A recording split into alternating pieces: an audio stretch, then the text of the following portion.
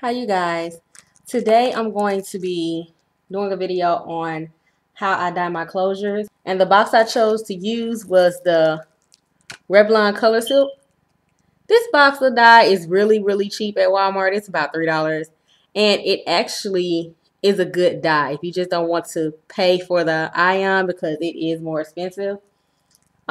This box does the job. So I'm just going to use this because I know in about 2 or 3 weeks this hair is going to come out because I'm going to be tired of plopping and going out with a wet hair. So I'm just going to mix these two as the instructions say on the box. And we're going to proceed to dye. I also have to bleach the knots on this closure, but I want to dye it first and then bleach the knots.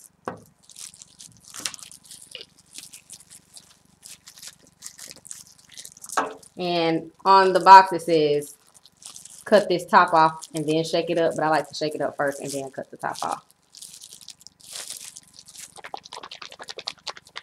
So I'm going to shake it really good. And like I said, this dye is $3 at Walmart. It's really cheap, but it's a good dye. I've used it before. I just like to use the ion because the ion gives the hair a lot of pop. But since I'm not going to be wearing it that long, I decided to just go with this.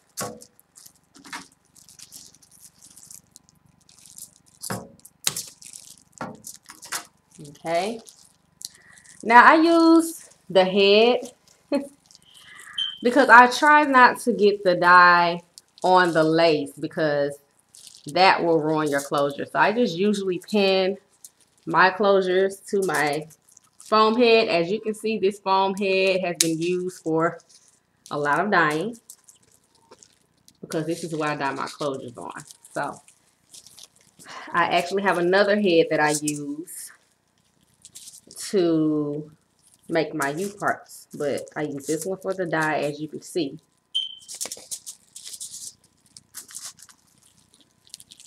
And I'm just going to pin the top, and I'm going to find a place to pin down at the bottom because I don't want the closure to move.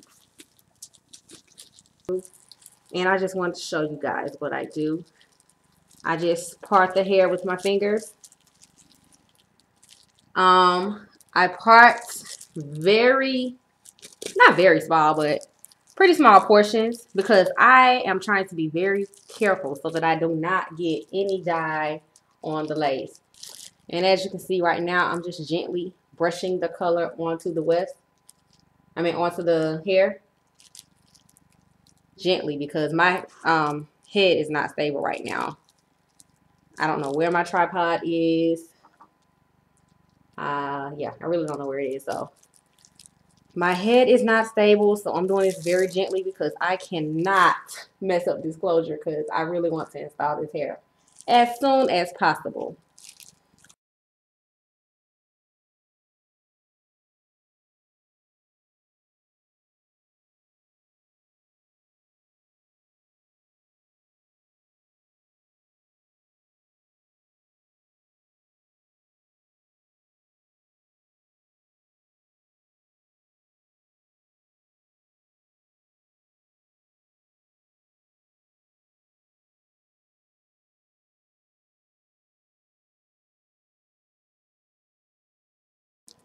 All right, you guys, now I'm just touching up on um,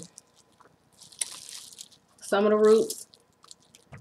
Again, I'm still not getting close. I'm just getting closer than I did in the beginning.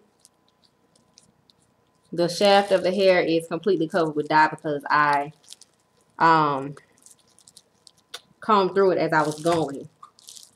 Some people like to do that afterwards, but I like to make sure that all of the strands are completely saturated because not only do I dye hair for myself, I dye hair for other people. So I want it to be almost perfect. So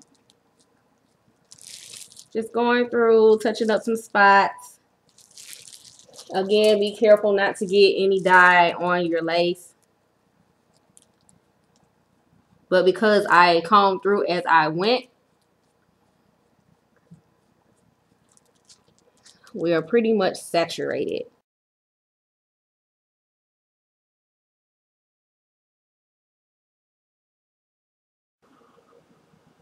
Okay, you guys, I have already washed out the dye because my new camera is in HD and it takes a long time for the videos to compress. So I didn't want the closure, the dye to stay on the closure too long. So I already washed it out.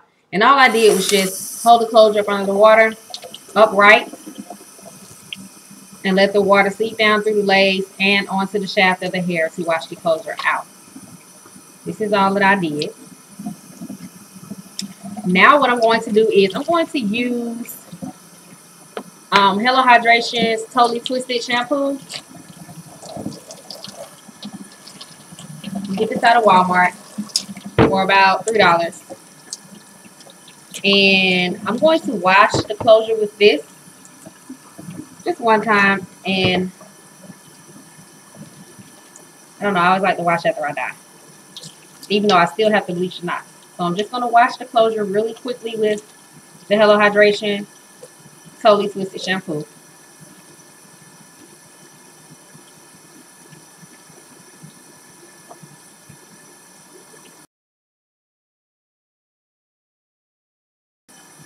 And I'm going to let this closure dry.